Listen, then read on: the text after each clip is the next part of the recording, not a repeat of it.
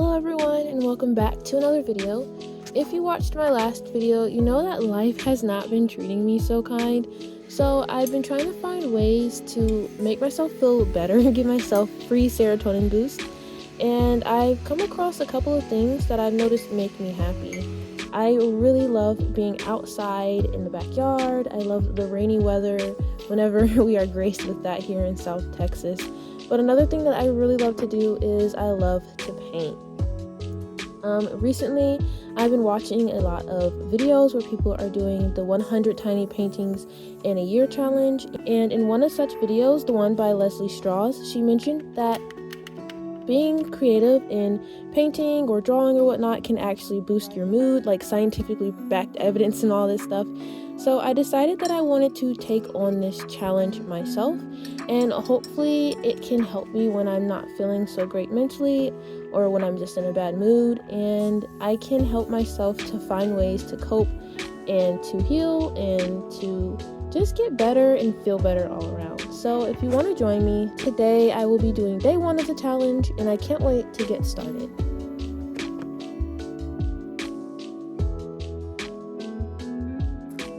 Alright, now that I've got my tea and you've heard my tiny sob story, let's get into the materials and supplies I will be using for this challenge.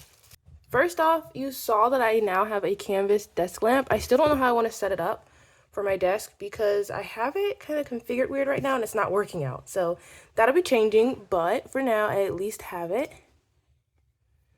Let's get into my materials. So on my desk, I'll be keeping this little bamboo plate tray thingy that I got from Daiso for like $1.75, I think.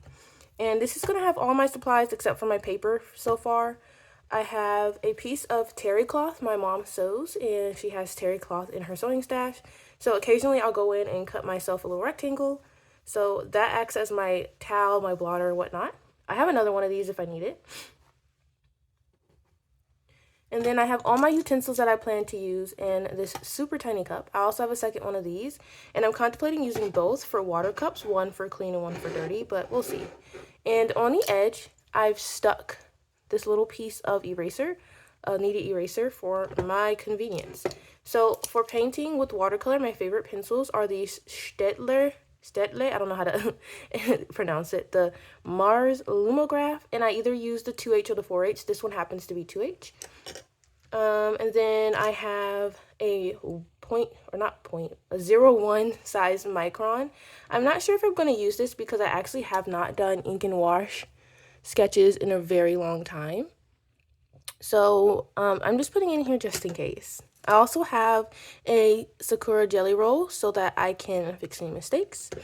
And then here's the 4 brushes that I plan to use. They all are the Princeton Velvet Touch line. So I have there's a piece of fluff on my nail. I have a size 8 flat shader.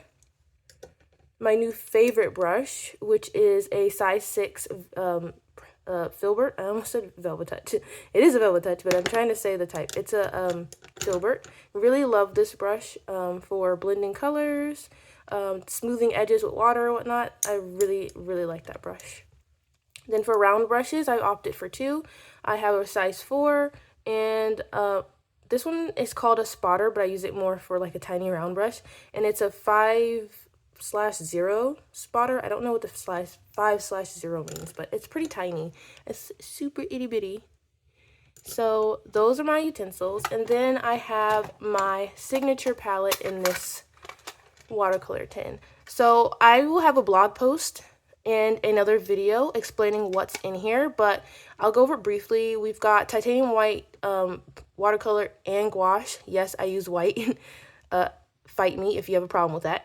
Just kidding. Not really. Anyways, I have Arrowhead Yellow, Hansa Yellow Deep, Gold Ochre, Red Rose Deep, and then I also have Permanent Rose because I'm going to be comparing these two to wait, that's not it.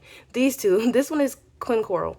But yeah, my Red Rose Deep, I found Permanent Rose in my collection and I liked it a bit better. So I'm going to be like using them interchangeably to see which one wins, and then when one wins, the other one will be booted out.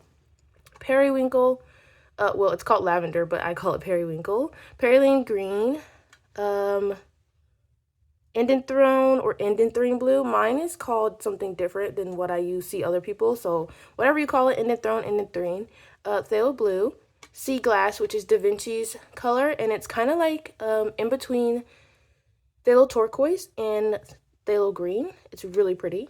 Then I have sap green, green gold, quinacridone burnt orange, and quinacridone red madder. So those are the colors I'll be using for this challenge. And then onto paper. I'm going to scoop this back. I have not really prepped my paper yet. It's still in this block form, but I don't really have much paper right now, and I don't have much money to buy something for this challenge. So I decided to treat myself and let myself use my fancy paper. And so I have this block of Fabriano Artistico 100% cotton paper. I've had this lying around for 2 years. I bought it for Watercolor Month 2023, I think, but then I got sick halfway through, so I never finished using it.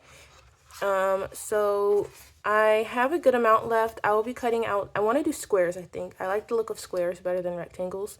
So I'll be cutting out little squares from each strip, each sheet, and this is what I will be using. And I do have a job that I start in June. So hopefully by the time I run out of paper, I will have enough money to purchase some more. So those are all the supplies so far that I think I'm going to use. After my phone charges, because it's dying, we'll get into day one.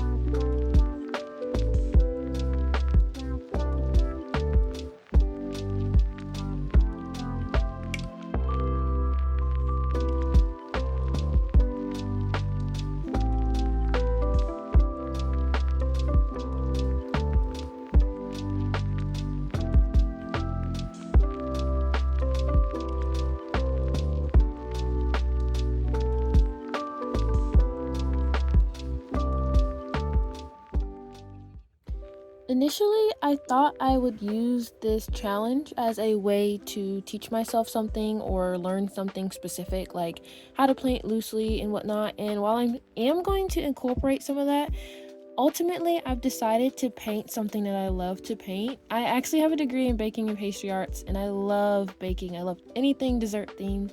Anything that has a sweet treat on it, I'm gonna love it. So for this challenge, I think for the most part, I'll be painting desserts. Maybe I might try to paint a landscape here and there just so I can get the practice. But like I said, for the most part, I'll be painting desserts because it makes me happy, and the whole point of this challenge is to bring myself some sort of happiness. One thing that I will be doing with these paintings is learning to paint a bit looser, not having such detailed sketches, because my sketches, I rely very heavily on them, and I want to be able to paint looser, not only just so I can get better and hone my skills with watercolor, but also for time's sake. I'm a bit of a perfectionist, and I want to get over thinking that everything needs to be perfect and that a painting isn't worth anything if it isn't as perfect as it should be. So that's the main things that I'll be practicing, is just painting looser and foregoing perfectionism. So for this first picture, I hopped onto Unsplash and I just typed in desserts, and I found this. I think it's a donut, because the other ones in the picture look like donuts, but it's a bigger picture with a whole bunch of smaller donut-like things, and they've got frosting and like different toppings on them. So I chose this one, and it has pomegranate seeds, kiwi, a peach, and a flower. The flower was extremely hard for me because I really wanted to go in and draw every single one of the petals so that the painting would come out better. So it was really hard for me to paint this flower like this. But I mean, it's not the best, but I still really like how this came out. And most of all, I had fun. It took me about an hour to paint this, an hour and a half-ish, because I'm still getting used to this paper. I haven't painted since February. It's May, so I forgot the in and outs of working with 100% watercolor paper. There's times where the paper wasn't dry, but I still tried to go in there and drop in some color, and it wasn't working. So it took me a little bit of time to get this tiny painting done, but I had fun every single second of the process, and so I'm going to count that as a win.